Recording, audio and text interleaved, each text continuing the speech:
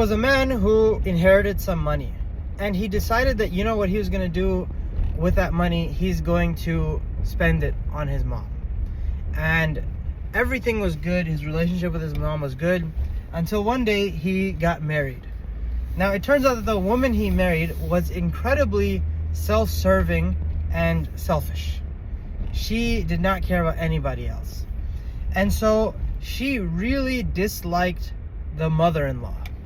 And she would constantly make her life difficult and tell her off and verbally abuse her, right? And the mother-in-law, she put up with it for some time.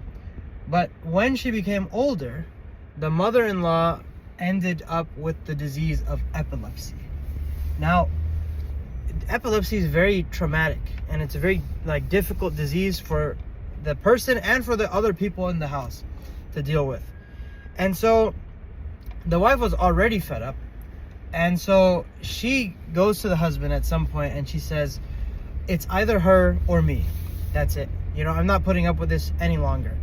And she continues to exert her pressure and her influence on him, and Shaitan continues to exert his pressure and influence on him until one day he himself gets so fed up with his mother and with her seizures and with all of her activity that he finds himself on the roof of the house with his mother, and he throws his mother off the roof, and she dies.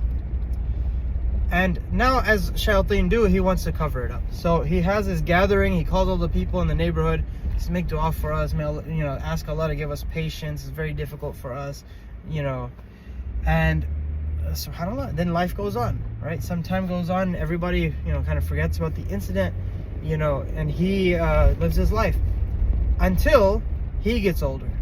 And Allah subhanahu wa ta'ala gives him epilepsy. And now he is subject to the same abuse from his wife that his mother was subject to. And he finds himself one day at the edge of the very same roof, throwing himself down. And Allah subhanahu wa ta'ala says, لا يغادر صغيرة ولا كبيرة إلا أحصاها. That there's nothing that is small or big except that it's going to be found in our books. And the way that we treat our parents, don't think for a second that we will not be put into that same situation. Whatever goes around comes back around.